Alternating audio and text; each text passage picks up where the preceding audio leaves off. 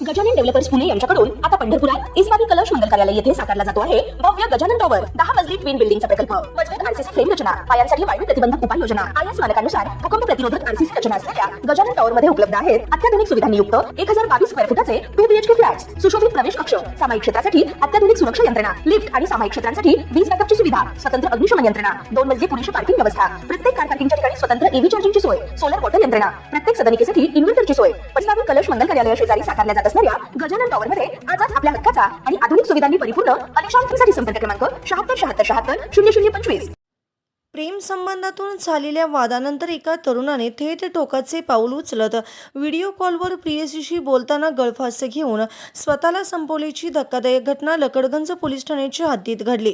प्रियकराच्या मृत्यूची माहिती मिळताच धक्क्यात गेलेल्या तरुणीनेही हाताची नस कापून टोकाचे पाऊल उचलण्याचा प्रयत्न केला, मात्र कुटुंबियांच्या सतर्कतेमुळे तिचा जीव वाचला। आयुष असं टोकाचं पाऊल उचललेल्या युवकाचं नाव असून तो दानागंज परिसरात राहत होता। आयुषचे आई वडील शासकीय सेवेत आहेत। घरचा एकुलता एक असलेला आयुष रेल्वे स्थानकावर हाऊसकीपिंगचे काम करत होता। त्याच्या घरासमोर असणाऱ्या 19 वर्षीय तरुणीशी त्याची मैत्री झाली होती। कालांतराने मैत्रीचे रूपांतर प्रेमात झाले।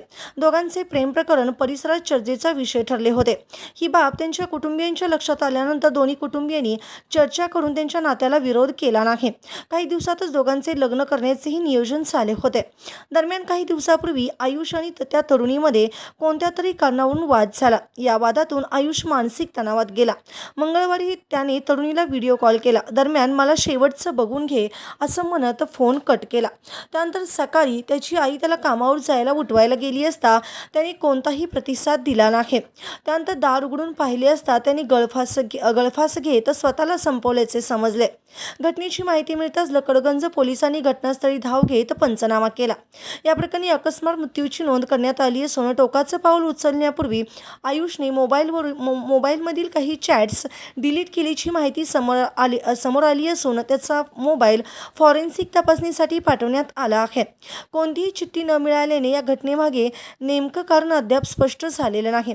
दरम्यान आयुषची बॉडी पाहताच तरुणीचा मानसिक तोल ढासळला। ती घरी गेल्यानंतर तिने चाकूने हाताची नस कापून टोकाचं पाऊल उचलण्याचा प्रयत्न केला, मात्र तिच्या आईच्या वेळीच लक्षात आल्याने तिला तातडीने रुग्णालयात दाखल करण्यात आले। डॉक्टरांच्या उपचारामुळे तिचा जीव वाचला असून तिच्यावर उपचार सुरू आहेत। ताज्या घडामोडी पाहण्यासाठी आमच्या YouTube चॅनलवरील PVR म्हणजेच पंढरी वार्ता या न्यूजला सबस्क्राईब करा आणि शेजारील बेल आयकॉनवर क्लिक करा।